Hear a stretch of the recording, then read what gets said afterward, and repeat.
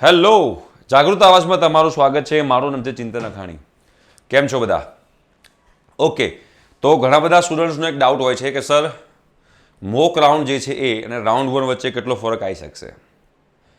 શું મને મોક રાઉન્ડમાં જે મળી હતી એ જ કોલેજ મને રાઉન્ડ વનમાં મળશે કે નહીં? એ જ કોલેજની એ જ બ્રાન્ચ મને રાઉન્ડ વનમાં મળશે કે નહીં? કેટલા ટકા ચાન્સીસ છે એ મળવાના? આ બધી વસ્તુનું ડિસ્કશન હું તમને આજે એક એનાલિસિસ સાથે કરીને બતાવીશ, જેના કારણે તમને લોકોને આઈડિયા આવશે કે તમને ચાન્સીસ છે કે નહીં. બરાબર? અને એની પહેલાં બેટા એક વસ્તુ કહું છું, તમને લોકોને ખાસ ધ્યાનથી સમજી લેજો. આપણે એક આ લાસ્ટ સેમિનાર કરી રહ્યા છીએ અમદાવાદની અંદર. જે લોકોને આવવું હોય મોસ્ટ વેલકમ છે. લાસ્ટ સેમિનાર છે હવે, આના પછી કોઈ નથી. અને જે લોકો અમને પર્સનલી મળવું હોય એ લોકો આ સેમિનારમાં આવશે, એ લોકોને પછી પર્સનલી મળવાની એપોઇન્ટમેન્ટ મળશે. રાઈટ? લાસ્ટ સેમિનાર છે, 22 જૂન છે. બરાબર છે? 22 જૂન 2025 અમદાવાદની અંદર છે. હું અહીં આગળ લખી નાખું છું અમદાવાદ. ઓકે, આ અમદાવાદની અંદર ઠાકોરભાઈ દેસાઈ હોલ છે. ઠાકોરભાઈ દેસાઈ હોલ છે. ખાલી 50 સીટ્સ અવેલેબલ છે હવે ખાલી. બરાબર? દેસાઈ હોલ છે. તમારે કરાવવું હોય રજિસ્ટ્રેશન, ડિસ્ક્રિપ્શન બોક્સમાં એક વિડીયો છે, એ તમે વિડીયો જોઈ કાઢજો, જેના કારણે તમે લોકોને આઈડિયા આવશે કે તમારે કેવી રીતે કરાવવાનું રજિસ્ટ્રેશન. બરાબર? સવારે 9 વાગે તમારે આવવાનું છે, 9 AM. આ લાસ્ટ સેમિનાર છે. જો બેટા, જે લોકોને ખરેખર કરિયરની પડી હોય એ લોકો કોઈ દિવસ ફોન ઉપર એમનું કરિયર કાઉન્સેલિંગ ના કરાવે, કે વોટ્સએપથી કોઈ દિવસ કરિયર કાઉન્સેલિંગ ના કરાવે. કરિયર કાઉન્સેલિંગ કંઈ નાની વસ્તુ નથી કે તમે ફોન ઉપર કે કોલ ઉપર કરાવો. તમારા કરિયરનો સવાલ છે. તો મારા મુજબ તો તમારે આવવું જોઈએ, પર્સનલી મળીને તમારે કરિયર કાઉન્સેલિંગ કરાવવું જોઈએ. તો એકચ્યુઅલીમાં તમને આઈડિયા આવશે કે કેવી રીતે મારે લાઈફમાં આગળ વધવું જોઈએ. તમે પર્સનલી બેસો તો 1 કલાક બેસવા મળે, ફોન ઉપર 2 મિનિટમાં તમારે કરિયર કાઉન્સેલિંગ કેવી થાય? That is next to impossible છે.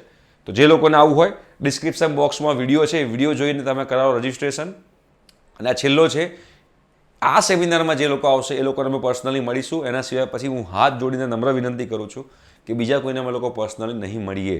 બિકોઝ જે લોકો આવે છે સેમિનારમાં એ લોકોને ફર્સ્ટ પ્રાયોરિટી મળવી જોઈએ. રાઈટ?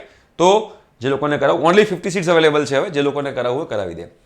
હવે હું તમને લાસ્ટ યરનું બેટા બતાવું એનાલિસિસ, કે ભાઈ મોક રાઉન્ડ અને લાસ્ટ જે મોક રાઉન્ડ છે અને ટ્રાયલ રાઉન્ડ છે અને રાઉન્ડ 1 જે છે એ બંને વચ્ચે કેટલો ફરક આવી શકે. તો અહીંયા આગળ આ લાસ્ટ યરનું એનાલિસિસ છે 2024-25. અહીંયા ઉપર લખેલું છે ક્લોઝિંગ રેન્ક 24-25 મોક રાઉન્ડ, જેવી રીતે આ વખતે આવ્યું છે ક્લોઝિંગ રેન્ક કેવી રીતે. અને આવું નવું સેમ રાઉન્ડ 1નું પણ બતાવીશ. તો આપણે જોઈએ, તમને સિમ્પલ એક આઈડિયા આપીશ જેના કારણે તમે લોકોને ખબર પડે એકચ્યુઅલીમાં કે આપણે શું એનાલિસિસ કરવાનું છે. અને આ હું વોટ્સએપ ગ્રુપમાં એડ કરી દઈશ. તમારે વોટ્સએપ ગ્રુપમાં જોડાવવું હોય તો ડિસ્ક્રિપ્શન બોક્સમાં બેટા વોટ્સએપ ગ્રુપની બી લિંક છે. બરાબર? એમાં તમે અહીંયા ફાઇન્ડથી કરીએ અને અહીંયા આગળ આપણે LD લખી દઈએ તો બધાને ખ્યાલ આવે. Simple LD college. બરાબર છે? અને LD કોલેજમાં આપણે જઈએ, આગળ વધીએ એટલે આપણને મળે. આ LD કોલેજ આવી ગઈ. જો હવે આ LD કોલેજની અંદર આપણે આગળ જોઈશું તો LD કોલેજમાં બધા કોમ્પ્યુટર એન્જિનિયરિંગ છે. તો ગુજકેટમાં આપણે LD કોલેજ ઓફ એન્જિનિયરિંગમાં કોમ્પ્યુટર એન્જિનિયરિંગમાં જનરલ કેટેગરીમાં 538 અટક્યું હતું. 538 અટક્યું. ક્યારે? મોક રાઉન્ડમાં. મોક રાઉન્ડમાં લાસ્ટ યર જે છે એ 538 અટકેલું હતું લાસ્ટ યર મોક રાઉન્ડની અંદર. હવે એ જ LD કોમ્પ્યુટરમાં આપણે લાસ્ટ યર રાઉન્ડ 1માં કેટલા અટક્યું તો આપણે જોઈ લઈએ. ચલો, તો રાઉન્ડ 1માં કેટલા અટક્યું છે આપણે જોઈ લઈએ, તમને લોકોને આઈડિયા આવશે. અહીંયા બી હું બેટા જો સિમ્પલ LD લખીશ, કે અહીંયા હું LD લખી નાખું તો જો, અને LD લખી અને સર્ચ બટન પર આપણે ક્લિક કરીએ એટલે LD બટન દબાયું, ચલો ખુલી ગયું છે. LDમાં બેટા કોમ્પ્યુટર એન્જિનિયરિંગમાં આપણે જોઈએ તો અમને ખબર પડી જશે. અહીંયા LDમાં કોમ્પ્યુટર એન્જિનિયરિંગ જનરલમાં 530 અટક્યું હતું. એનો મતલબ શું થયો ખબર છે? કે મોક રાઉન્ડ જે હતો બેટા બહુ કંઈ ઝાઝો ફરક ના કહેવાય. બહુ કંઈ ઝાઝો ફરક ના કહેવાય. LD કોમ્પ્યુટર એન્જિનિયરિંગ જે છે ઓપન કેટેગરીની વાત કરીએ તો મોક રાઉન્ડમાં બેટા 538 અટક્યું હતું અને રાઉન્ડ 1ની અંદર 530 અટક્યું હતું. તો શું આનો મતલબ એવો છે કે રાઉન્ડ 1ની અંદર કટ ઓફ ઉપર જશે? કેમ? બિકોઝ મોક રાઉન્ડમાં બેટા 538 છે અને રાઉન્ડ 1ની અંદર 530 છે. તો એવું જરૂરી ના હોય કે 538નું 530 થઈ ગયું મતલબ કે કટ ઓફ ઉપર ગયું. એનો મતલબ એવો ના હોય, એવું તમારે સમજવાની જરૂર નથી. બિકોઝ ઘણી બધી બ્રાન્ચ એવી હશે કે જેમાં કટ ઓફ નીચે પણ જશે. ફોર એક્ઝામ્પલ આપણે નિરમાની જ આપણે LDની જ વાત કરીએ અને LDમાં AIની વાત કરીએ. બરાબર છે? LDમાં આપણે આ AIની વાત કરીએ અને ખબર પડશે આપણને કે LDમાં આર્ટિફિશિયલ ઇન્ટેલિજન્સ મશીન લર્નિંગ જે હતું એમાં શું કટ ઓફ હતું. તો જો એલડીમાં આપણે આગળ વધીએ અને આર્ટિફિશિયલ ઇન્ટેલિજન્સ અને મશીન લર્નિંગ જે છે એનું કટ ઓફ જોઈએ. જો એલડીમાં આર્ટિફિશિયલ ઇન્ટેલિજન્સ અને મશીન લર્નિંગ જે છે એ હું તમને અહીંયા બતાવીશ, તમને લોકોને આઈડિયા આવશે. બરાબર, ક્યાં છે આર્ટિફિશિયલ ઇન્ટેલિજન્સ મશીન લર્નિંગ? ઉભા રહેજો. ક્યાં ગયું?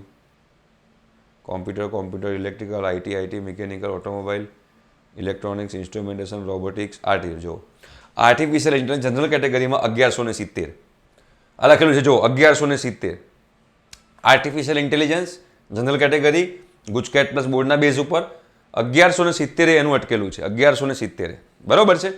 હવે આપણે વાત કરીએ કે ભાઈ રાઉન્ડ 1 ની અંદર શું થયું હતું. ચલો, તો રાઉન્ડ 1 ની અંદર તમે જોશો તો 1195 અટક્યું હતું. 1195 અટક્યું હતું.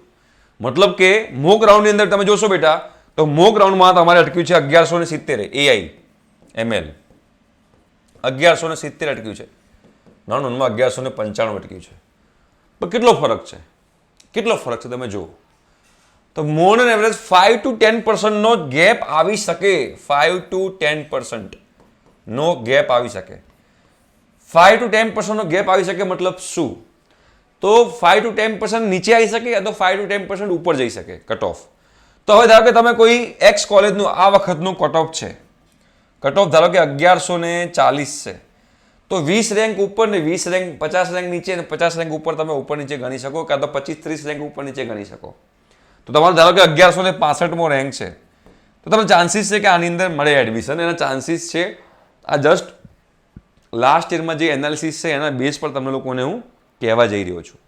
આ 110% શ્યોર શોટ નથી, બટ આ એનાલિસિસ પ્રમાણે કહેવા જઈ રહ્યો છું કે આ પ્રમાણે તમે વિચારી શકો. એટલે ધારો કે તમારો જે રેન્ક જે છે અને જે લોકોને મોક રાઉન્ડમાં કોઈ ચોઈસ નથી મળી, મોક રાઉન્ડમાં કોઈ કોલેજ નથી મળી, એ લોકો હજુ ચોઈસ ફિલિંગ વધારવાની જરૂર છે. ધ્યાનથી સમજજો. બરોબર છે. હવે ધારો કે તમારી 8મા નંબરની ચોઈસ હતી, તમને એ મળી, તમે 1 થી 8 ચોઈસ ફિલિંગ કરી છે, તમે 1 થી 8ની ચોઈસ ફિલિંગ કરી છે. સમજો, હવે 8મામાં તમને મળી ગયું છે અને 8મામાં તમારો રેન્ક 1145 છે અને અટક્યું છે 1150 છે, મતલબ તમને બોર્ડર પર મળ્યું છે. બોર્ડર ઉપર તમારો રેન્ક 1145 છે, બટ તમે કટ ઓફ જોશો તો એમાં 1150 લાસ્ટ છે. મતલબ કે તમારથી 5 રેન્ક પછીના બી વ્યક્તિને મળ્યું છે, બટ આ બોર્ડર ઉપર કહેવાય. તો તમારા રાઉન્ડ 1 ની અંદર 9, 10 અને 11 બીજી 4-5 ચોઈસ ફિલિંગ, 6 ચોઈસ ફિલિંગ તમારે બીજી એક્સ્ટ્રા એડ કરી દેવાની સેફ સાઈડ માટે, કુશન માટે. રાઈટ? ક્લિયર થઈ ગયું? તો તમને જે અત્યારે મળી છે એ જ કોલેજમાં મળવાના ચાન્સીસ 90% છે. 10%માં ચેન્જીસ થઈ શકે, બાકી 90% તમારી એ જ કોલેજ ને તમારી એ જ બ્રાન્ચ રહેશે રાઉન્ડ 1 ની અંદર. Right? Thank you so much. By.